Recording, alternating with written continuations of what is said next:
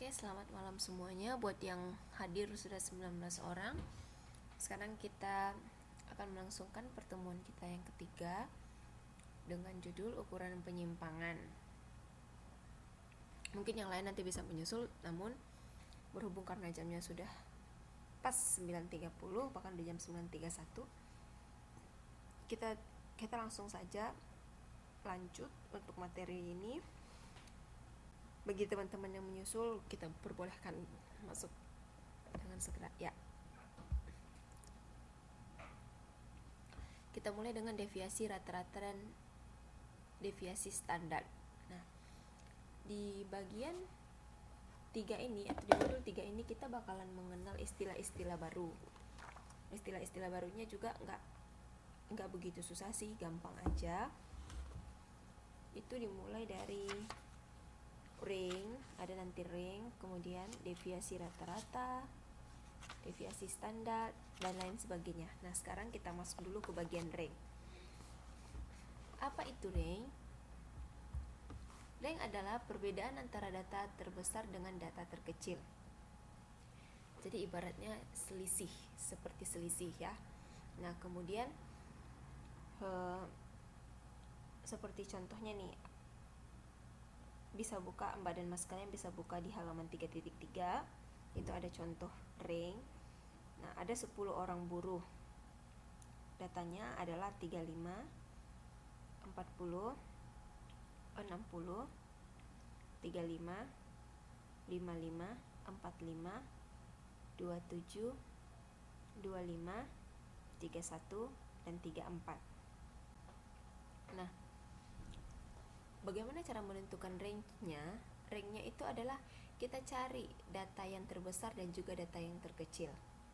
Nah, data yang terbesar dari umur tersebut adalah 60.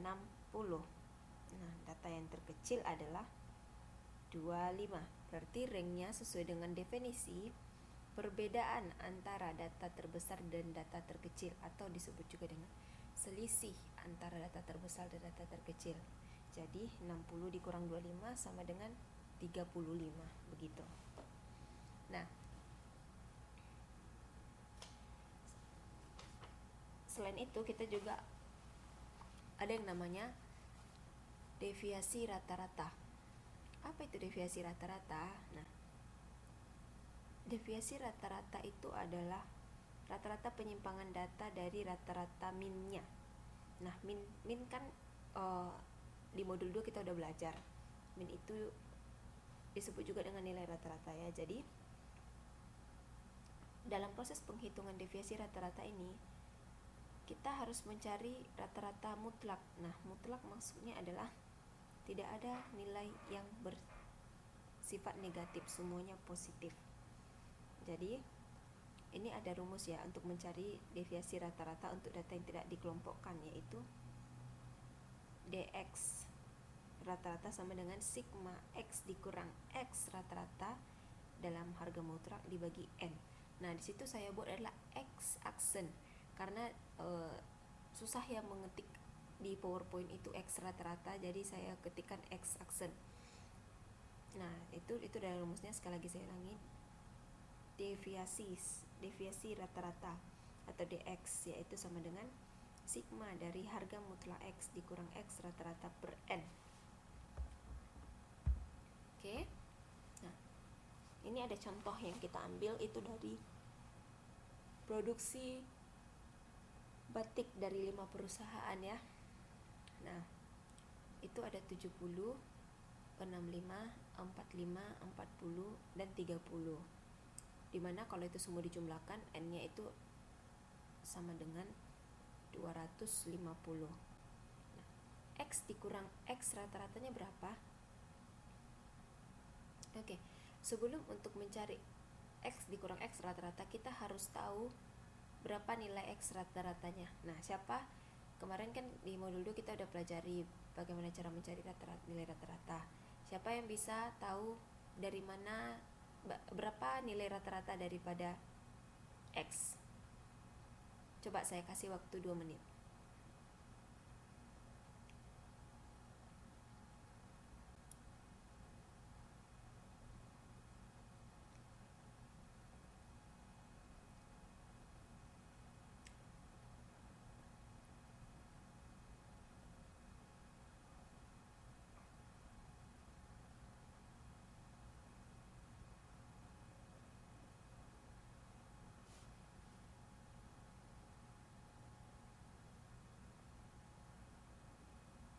Oke, bagaimana cara mencari nilai rata-rata daripada X? Untuk Mbak Suharni, bagaimana cara mencari nilai rata-rata dari X?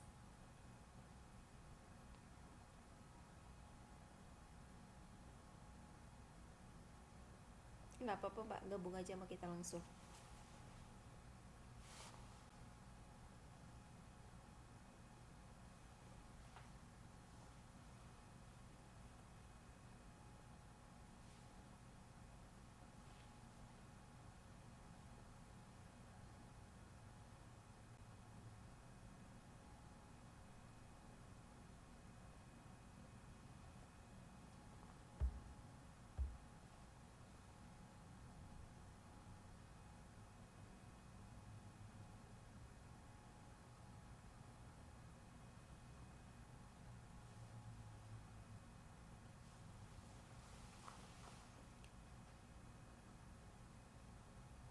Ya benar, rata-rata semua kalian sudah mengerti ya, uh, dari mana cara mencari, bagaimana cara mencari nilai rata-rata, yaitu total daripada keseluruhan X itu dibagi dengan jumlah ataupun banyak frekuensi yang ada.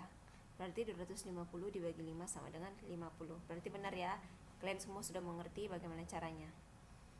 Nah, setelah kita ketahui berapa X rata-rata, maka untuk langkah selanjutnya kita bisa mencari berapa nilai dari X dikurang X rata-rata. Jadi nilai X adalah 70, X rata-rata adalah 50. Jadi 70 dikurang 50 sama dengan 20. Nah, untuk yang X dikurang X rata-rata yang kedua itu 15. Dapatnya dari mana?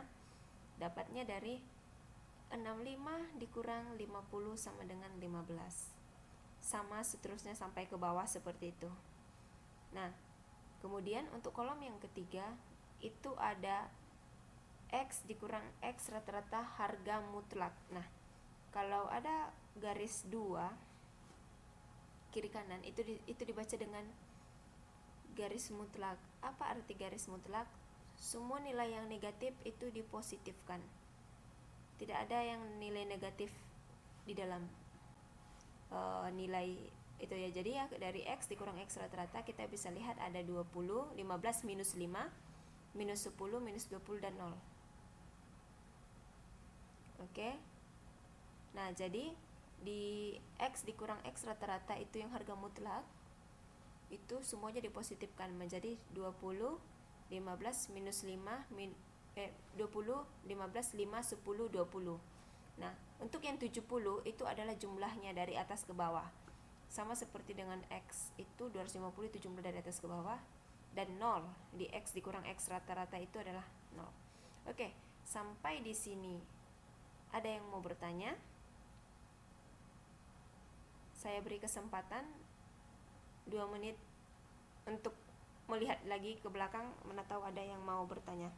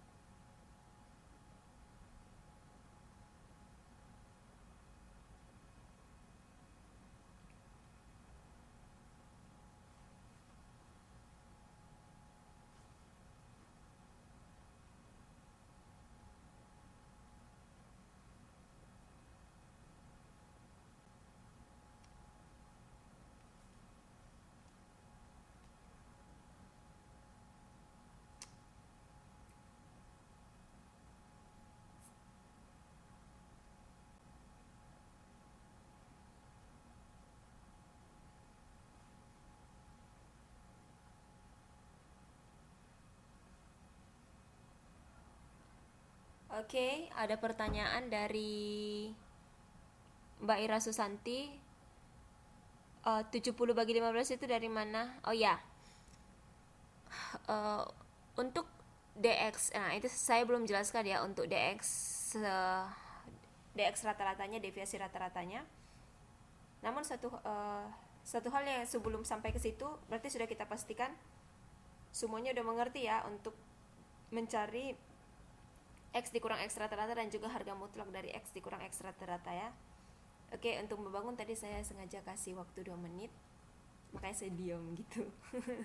Nah, untuk yang 70 bagi 15 ini saya salah ketik, itu sebenarnya 70 dibagi 5. Nah, dari mana itu 70 dibagi 5? Itu dari rumus DX rata-rata sama dengan sigma harga mutlak dari X dikurang X rata-rata dibagi N. Jadi kan sigma X dikurang X rata-rata itu adalah 70. Itu 70 bisa kita lihat dari tabel N-nya berapa? N-nya kan 5. Jadilah 70 dibagi 5 sama dengan 14 gitu ya. Oke? Oke, Mbak Ira Susanti.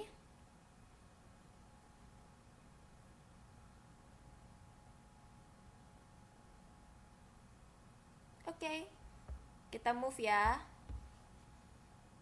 Nah, ini ke bagian 2. Ini tadi itu masih yang belum dikelompokkan datanya. Nah, sekarang kita masuk ke mencari deviasi rata-rata untuk data yang dikelompokkan ya.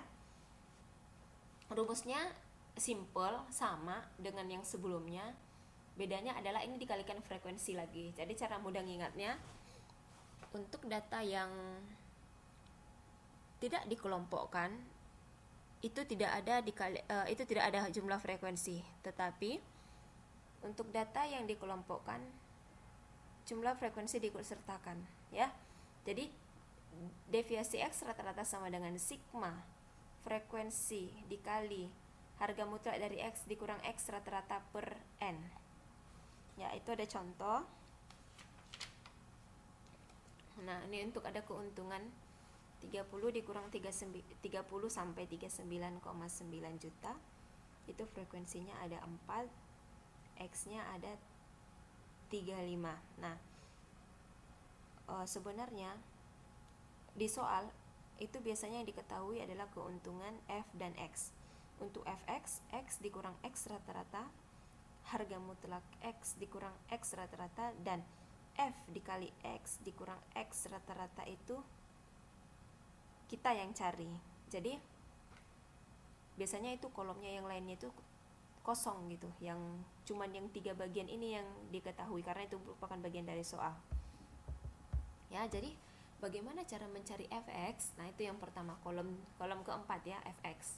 Oke, 140 didapat dari F kali X, berarti 4 dikali 35 sama dengan 140. Oke. Nah, untuk yang kedua, untuk keuntungan 40 sampai 49,9, F dikali Fx nya 7 dikali 45 sama dengan 315.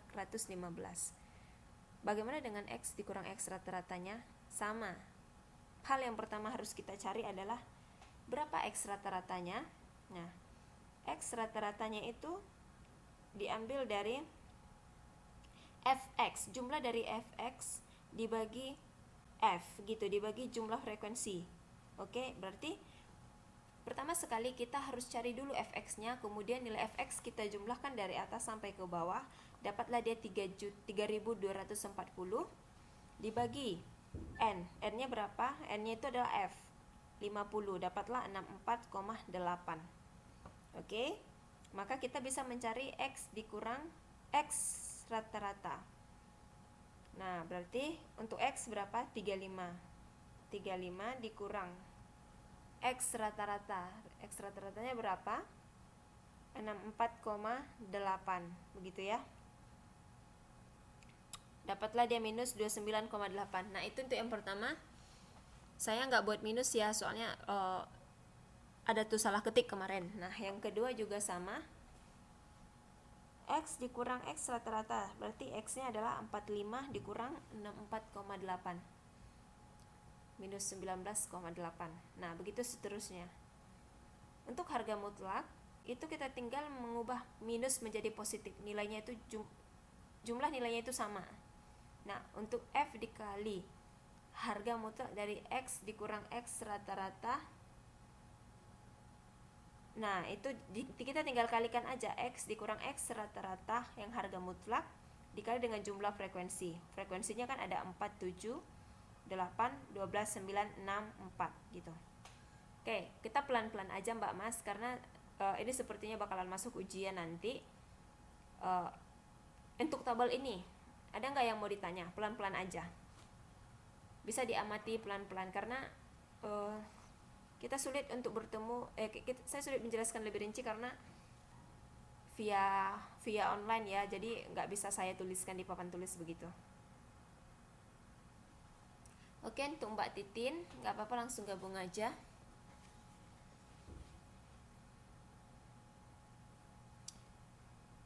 Ya, oke, untuk Mbak Puspita ya, saya ulangi lagi. Untuk fx itu didapat dari f dikali x. F-nya berapa? 4. Kemudian x-nya berapa? 35. Jadi 4 dikali 35 sama dengan 140. Nah, yang kedua, fx yang kedua itu kan 315. Itu dapatnya dari 7 dikali 45. Nah, 7 dikali 45 sama dengan 315. Nah, untuk yang ketiga itu ada 8 dikali 55. 8 dikali 55 itu nilainya menjadi 440. Oke, kita bahas satu-satu aja ya, biar jelas. Untuk fx mengerti? Semuanya, untuk saya bertanya semua kepada semuanya. Fx sampai fx aja dulu. Oke, mengerti. Ya.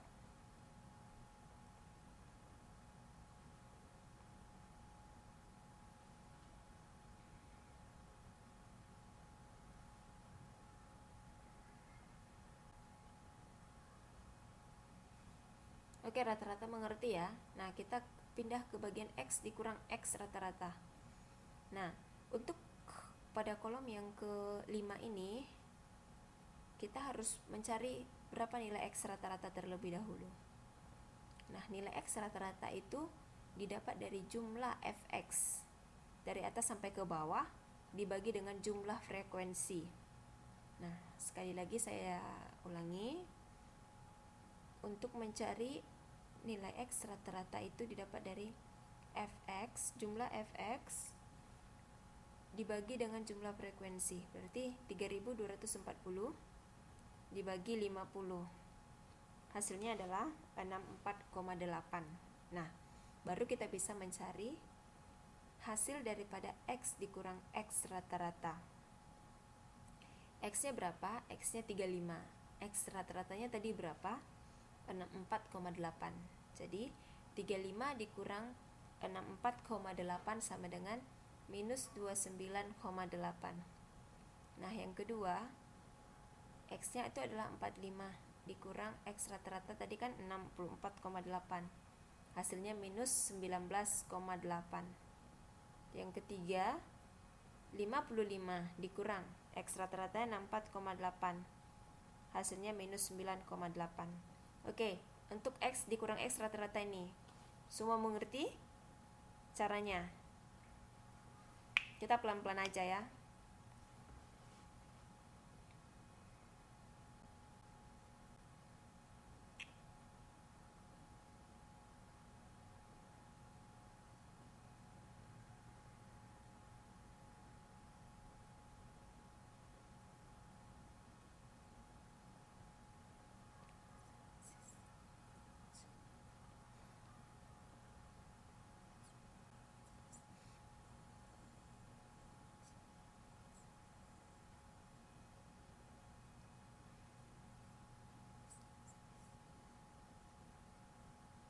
Oke, semua mengerti ya. Nah, kita pindah ke bagian harga mutlak dari X dikurang X rata-rata. Nah, itu nilainya itu sama dengan X dikurang X rata-rata yang tidak harga mutlak. Sekali lagi saya ulangi, untuk nilai X dikurang X rata-rata harga mutlak itu nilainya sama dengan X dikurang X rata-rata yang bukan harga mutlak. Nah, cuman bedanya itu semuanya jadi dari negatif menjadi positif. Yang positif tetap positif. Jadi makanya kalau Ma dan Mas semua lihat nilainya sama, ya sama, cuman bedanya semua nilainya menjadi positif di bagian X dikurang X rata-rata harga mutlak. Oke, untuk kolom yang X dikurang X rata-rata mutlak, mengerti?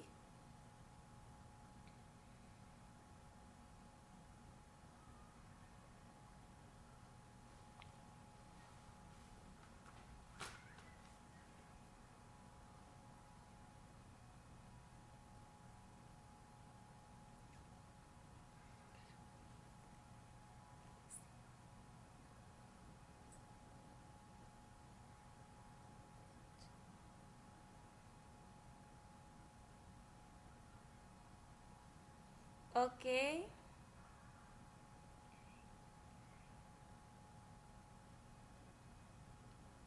Oke, berarti mengerti ya sampai di situ.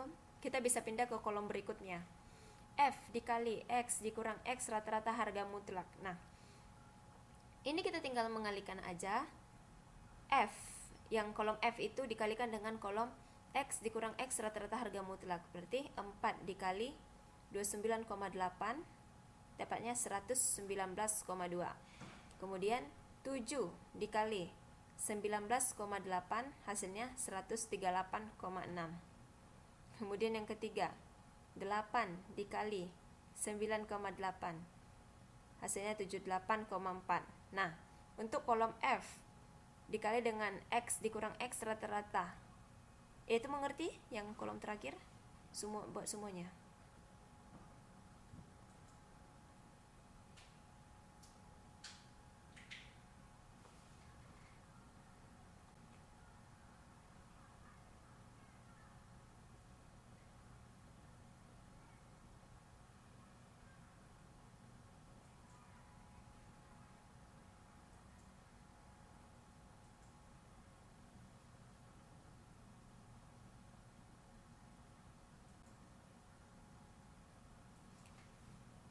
Ya, Mbak Rupi dikali banyak frekuensi. Jadi kolom F itu dikali dengan kolom X dikurang X rata-rata yang harga mutlak. Begitu. Bagaimana Mbak Rupi?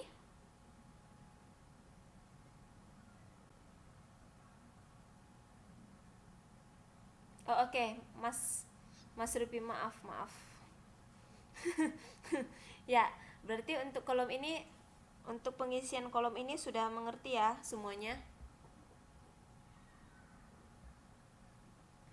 Oke, sebelum kita masuk ke deviasi standar. Nah, kita tinggal masukkan dong ke rumus. Yang di atas itu deviasi X rata-rata sama dengan sigma F dikali harga mutlak dari X dikurang X rata-rata dibagi N. Nah, kita tinggal masukkan nilainya berapa ya, karena semuanya udah ada di dalam tabel. Nah, berarti X dikurang sigma F dikali X dikurang X rata-rata itu kan ada 672,4. Nah, ini nilai ini kan jumlahnya dibagi N. N-nya berapa? N-nya itu 50. Ini jumlah frekuensi. Jadi 672,4 dibagi 50. Hasilnya adalah 13,448. Nah, Mbak dan Mas kalian juga bisa lihat di bukunya halaman 3.6. Oke, untuk secara keseluruhan ini dan penggunaan rumus, saya kasih waktu 1 menit. Kalau ada yang bertanya, kita bisa pindah ke kalau ada yang bertanya saya bakalan jelaskan lagi, tapi kalau nggak ada kita pindah ke bagian yang berikutnya. Coba perhatikan lagi dari semua kolom dan juga pengisian rumusnya.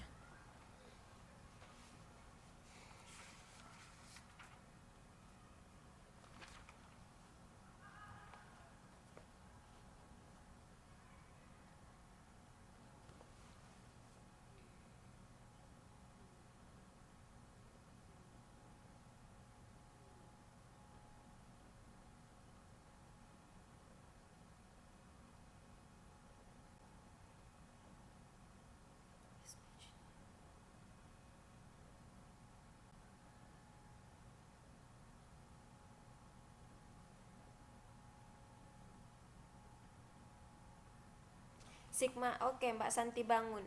Sigma itu artinya jumlah. Makanya kan jumlah dari F dikali harga mutlak dari X dikurang X rata-rata. Sigma itu jumlah, makanya nih ini kan jumlah.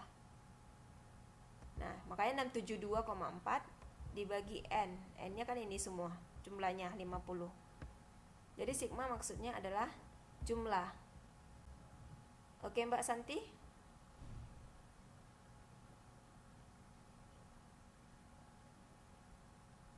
Oke, yang lain ada? Kalau nggak ada, biar kita pindah ke slide berikutnya.